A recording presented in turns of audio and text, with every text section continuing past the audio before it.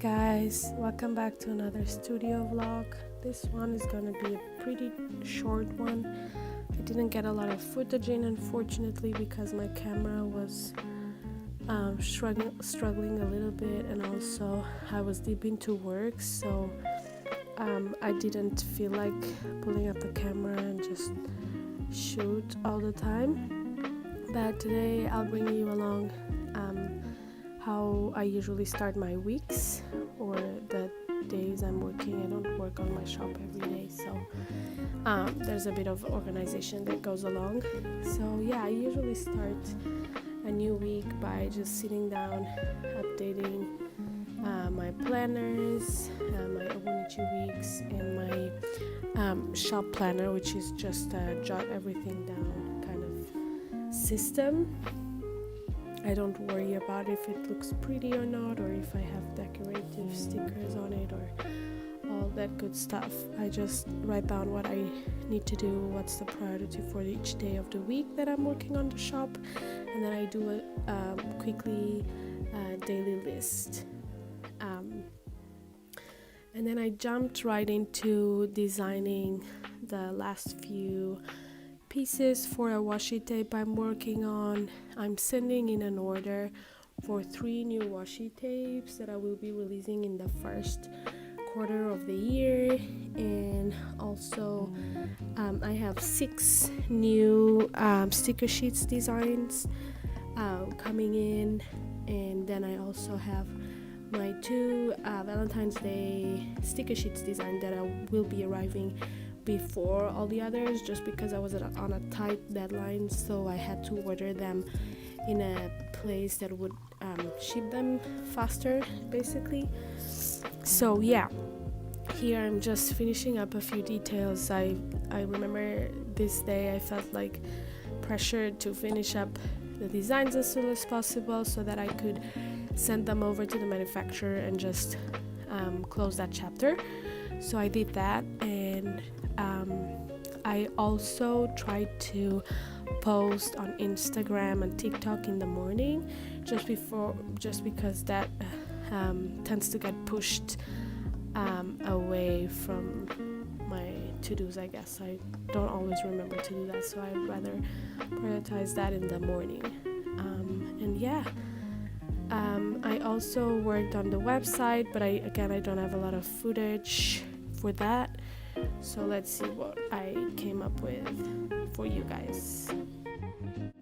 Okay, so here is a quick rundown on how I usually design my washi tapes, and this has been a process for me that it was trial and error. I used to design everything on my iPad and then send every layer flattened to the manufacturer, but they have suggested that I should send the document in with the different layers all separate, so that they could still play around with it and correct and change color tones and stuff like that, so that they could work around the design, basically, of course with my approval. But they have suggested that it's a lot easier to manage and it's more predictable this way. So I started, I had to learn, and I am still learning how to do this, but this is what I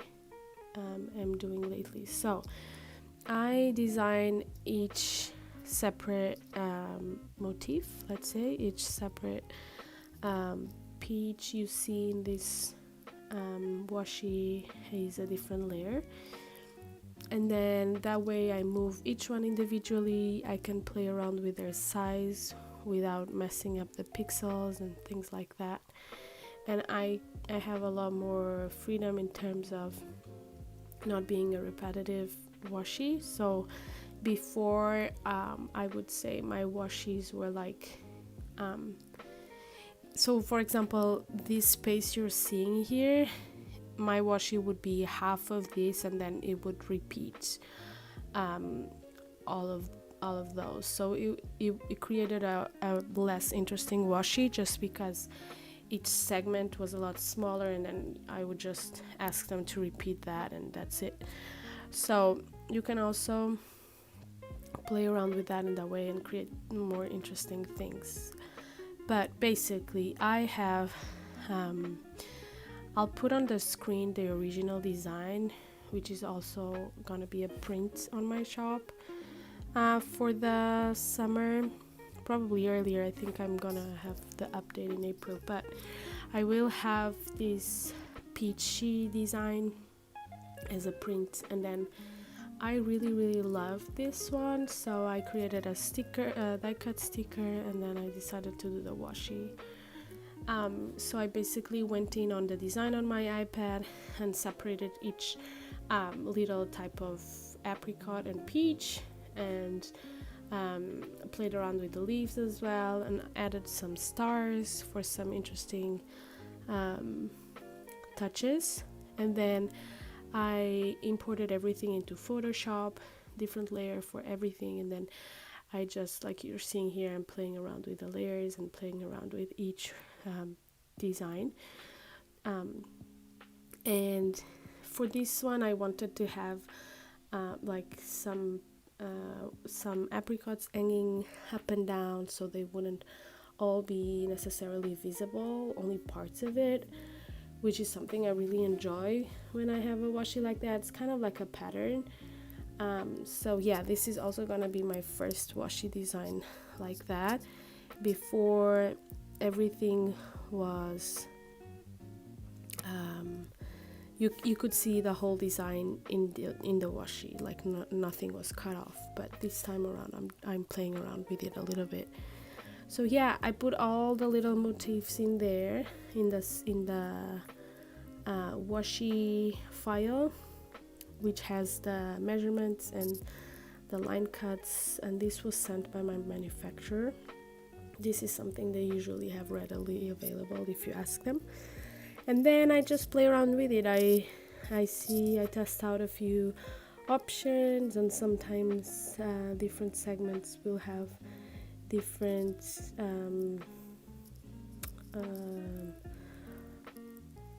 arrangements. Like I'm probably over explaining this, but I hope you get it. So after I do that, I export it, and that's pretty much done.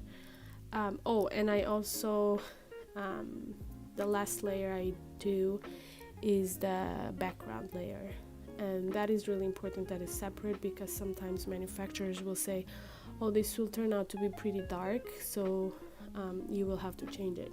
And because the manufacturers are usually in China, the times are not the same, and like time zones and things, so that can delay your project in like weeks if you don't have everything set up to their best let's say productiveness. So yeah, have the background layer separate and you're good to go.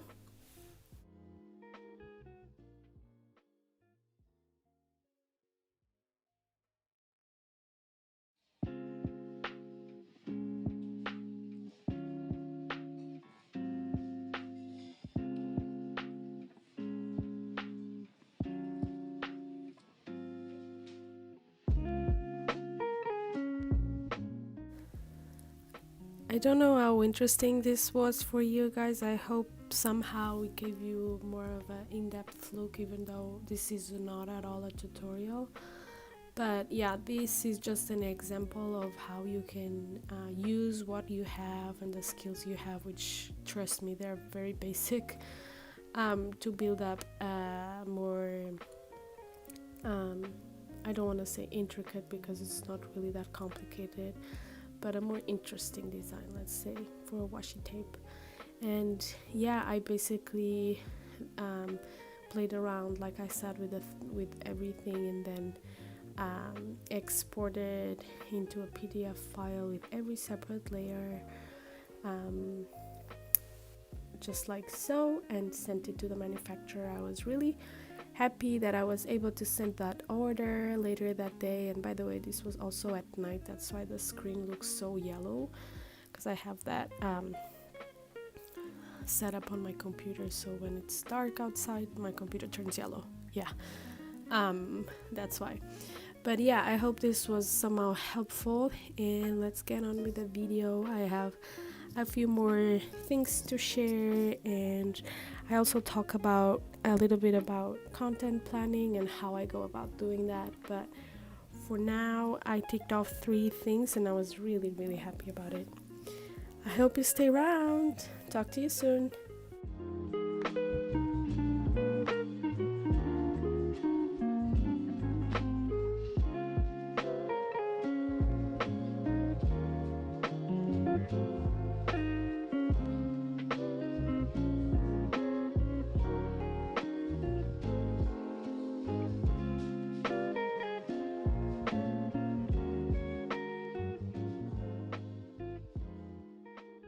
Hi, it's Editing Christy over here. So I just wanted to explain a little bit more in depth of how I plan for a shop update. So I basically open a Word document and collage every product that I think would be a good fit.